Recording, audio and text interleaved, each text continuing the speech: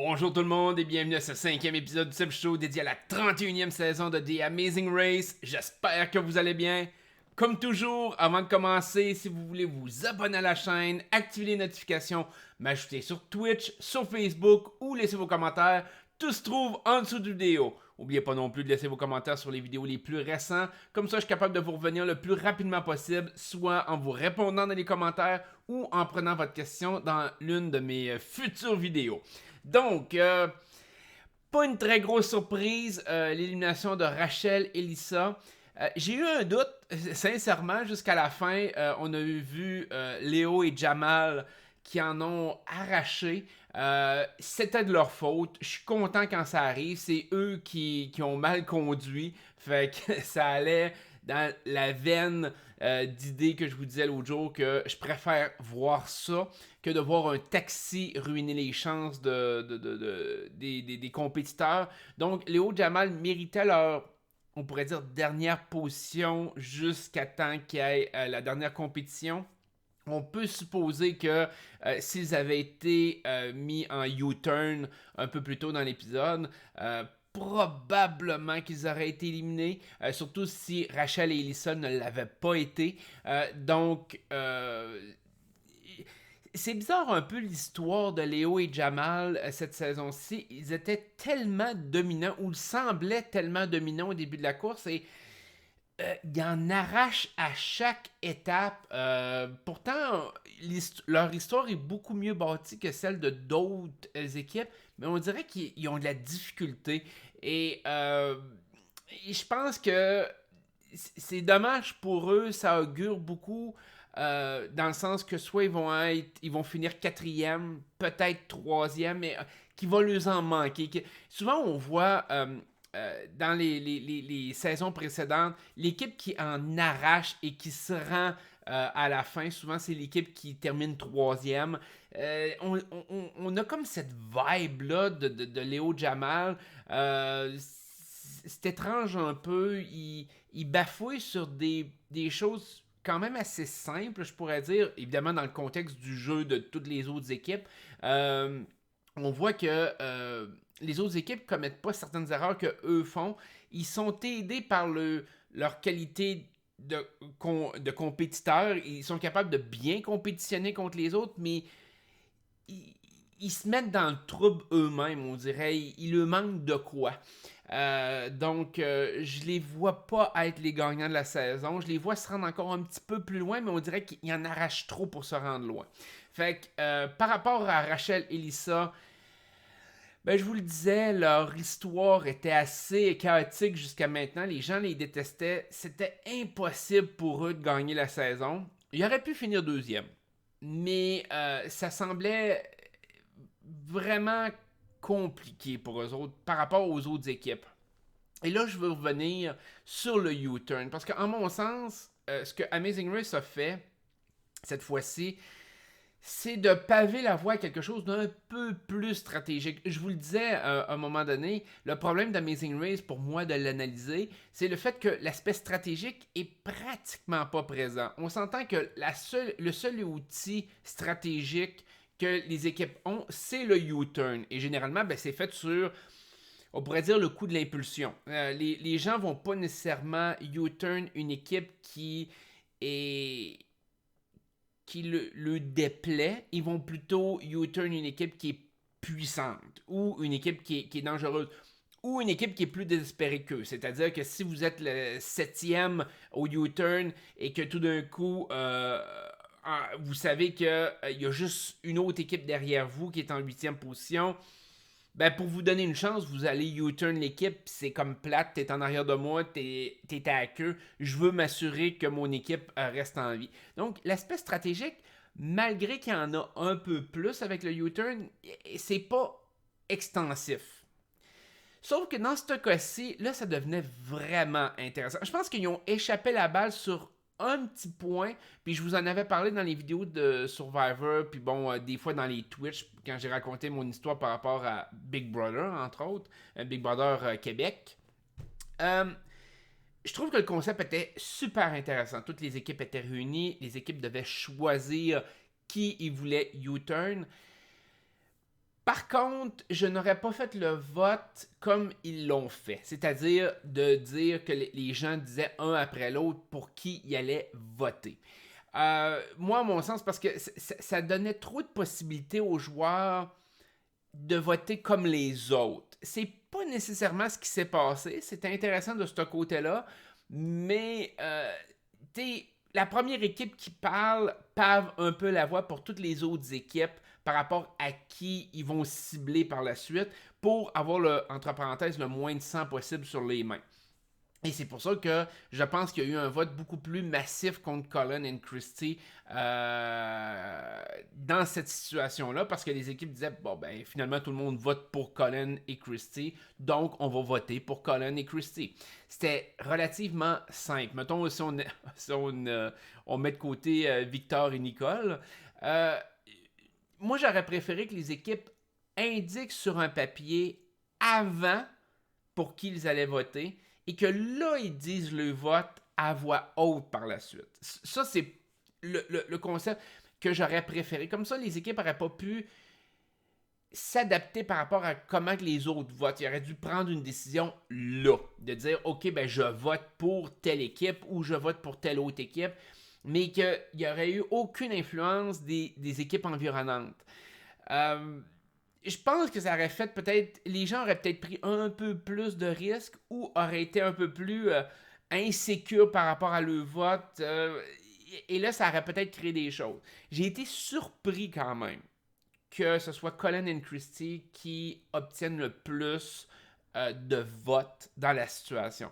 Je comprends, puis on le voit malgré qu'ils n'ont pas tant fini premier dans les compétitions, on voit que les gens les voient comme les menaces. Ils voient le couple comme la plus grande menace. Alors que c'est même pas l'équipe qui a fini premier le plus souvent.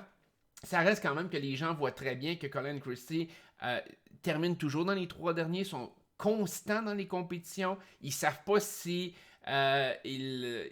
on pourrait dire, ils prennent un peu plus leur temps pour ne pas être vus comme une menace. Peut-être que les gens le voient, cet aspect-là. Ils savent que Cullen est capable de faire la différence sur certaines compétitions plus physiques, entre autres. Donc, les gens ont ciblé beaucoup Cullen. Dans le contexte de la course, je comprends, mais je suis quand même surpris par rapport au fait que Rachel et Lisa étaient quand même une équipe qui était très détestée. Je pense que les gens sont allés être beaucoup plus stratégiques qu'émotionnels dans cette situation-là. Je pensais vraiment qu'il y a des équipes qui allaient être plus émotionnelles par rapport à ce U-turn-là. Je pensais que Rachel et Lisa allaient être l'équipe qui allait être choisie avec le plus de votes. Peut-être avec Cullen et Christie en deuxième position.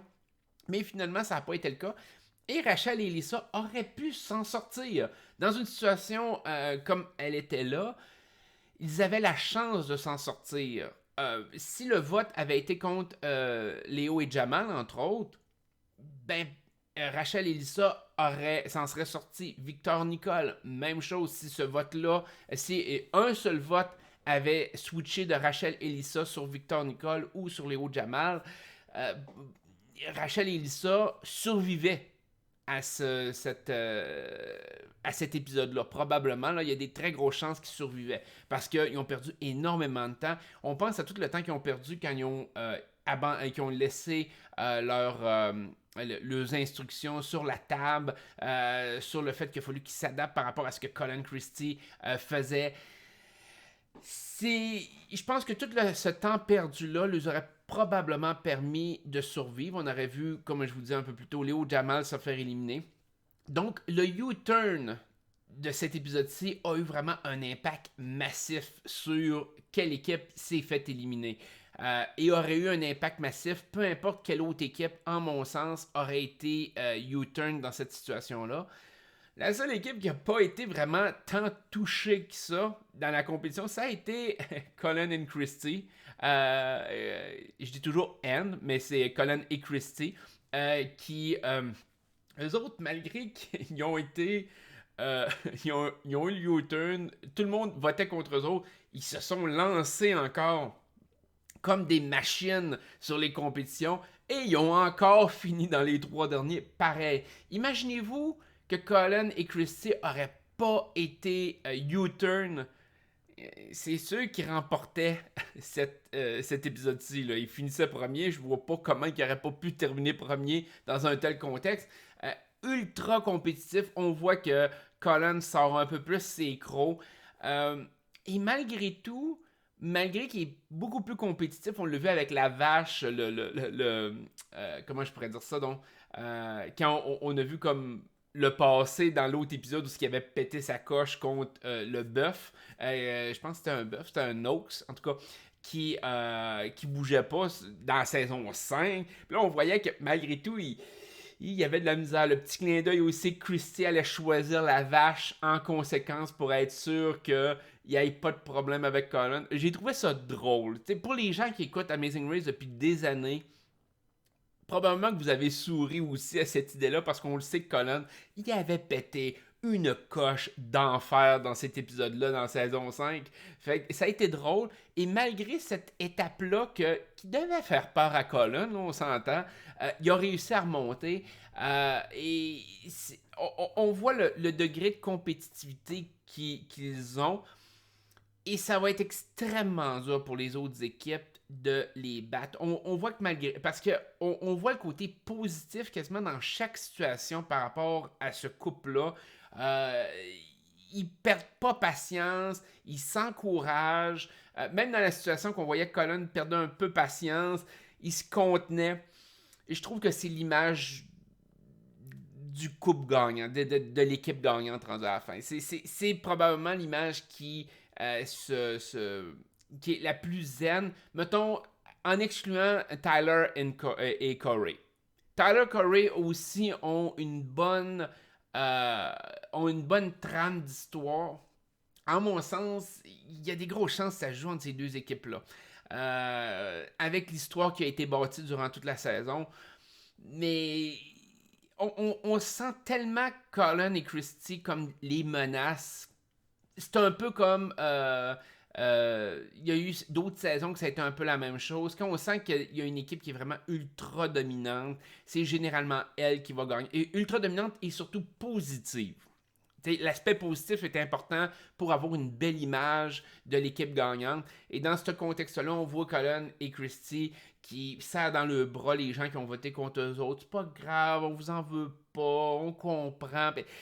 Et c'est une super belle image. Puis s'ils finissent pas premier, ils vont finir deuxième, mais ils vont finir en mon sens, ils vont finir très haut. Et leur constance dans les compétitions fait en sorte que, comme je vous dis, ils sont toujours en haut du plateau et Colin est toujours capable d'aller chercher le petit plus, la petite coche de plus compétitive qui peut leur permettre de passer devant les autres équipes. On l'a vu dans cet épisode-là très bien. Fait que pour le U-turn, bel ajout, pas parfait, mais un bel ajout quand même au jeu de The Amazing Race. J'aime cet aspect stratégique-là qui peut embarquer, qui peut rentrer en ligne de compte. C'est l'épisode, en mon sens, que j'ai trouvé peut-être le plus intéressant depuis le début de la saison, dans lequel j'ai été plus investi. Je trouve que malheureusement, le tir sur la pomme à la fin est un peu plus, je dirais, random, était un peu plus aléatoire pour beaucoup d'équipes. C'était de l'essai-erreur. J'ai moins aimé cet aspect-là, mais c'était une compétition comme une autre. Bon, fait que. Mais je pense que le résultat aurait été différent avec une compétition qui était plus, je pourrais dire, linéaire, c'est-à-dire d'accomplir quelque chose. J'aurais aimé voir ça après avoir eu un épisode aussi intense par rapport au U-turn et par rapport à ce qui s'était passé. Mais c'était un peu plus aléatoire. Fait qu'à ce moment-là, ben, c'est un peu de la chance. Puis j'exclus pas comme Colin qui a réussi son tir assez rapidement à cause de de son expérience. Somme toute, bon épisode.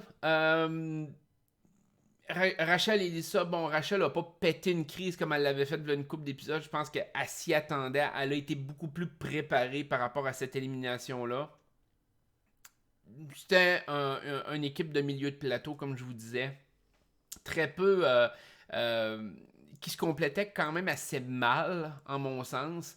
Mais dans une situation idéale, peut-être qu'il aurait survécu. Donc, pas avoir eu le U-turn, probablement qu'il aurait survécu. Ça m'aurait beaucoup surpris d'ailleurs. Fait que, donc, en mon sens, côté histoire, l'équipe qui a l'histoire la plus faible du groupe à l'heure actuelle, c'est Chris Brett. Il n'y a plus de non-élimination, donc nécessairement à chaque fois qu'une équipe va finir dernière, elle va se faire éliminer. Chris Brett sont beaucoup plus en danger que les autres. On l'a vu d'ailleurs. Tout ce qui était comme course, de ne pas être capable de rivaliser contre les autres équipes. Ils sont pas capables d'aller chercher le petit plus pour finir premier. Je les vois pas pouvoir gagner la course dans de telles circonstances. Je pense que Chris Brett comment je pourrais dire ça, donc, survivent par le fait que les autres équipes font des erreurs et eux non, ou eux très peu, mais ne réussissent pas à aller chercher le petit plus que d'autres équipes vont être capables d'aller chercher. Je vous parlais de Léo Jamal, qui sont capables d'aller chercher ça. Tyler Corey sont capables d'aller chercher ça. Colin Christie, définitivement, qui peuvent aller chercher ça. Victor Nicole, c'est dur à dire, mais ils ont une belle histoire. Et il reste le Team Fun. Mais le Team Fun, on dirait que c'est... Je sais pas, il manque de substance, il manque de... Fait que, en mon sens, Chris Brett, Team Fun, c'est les deux équipes les plus faibles à l'heure actuelle. Côté histoire, ça va jouer entre ces deux-là. J'ai l'impression que ça va jouer entre ces deux-là. On peut avoir une surprise. On a failli en avoir une quand même avec Rachel et Lisa. Comme je vous dis, jamais que j'aurais pu voir Léo Jamal se faire éliminer là. Mais pourtant, ils ont passé très proche d'être éliminés là. Fait que, on va voir. Fait que, j'espère que la vidéo vous a plu. Et je vais vous souhaiter une excellente semaine. Et on se dit à la prochaine. Bye bye.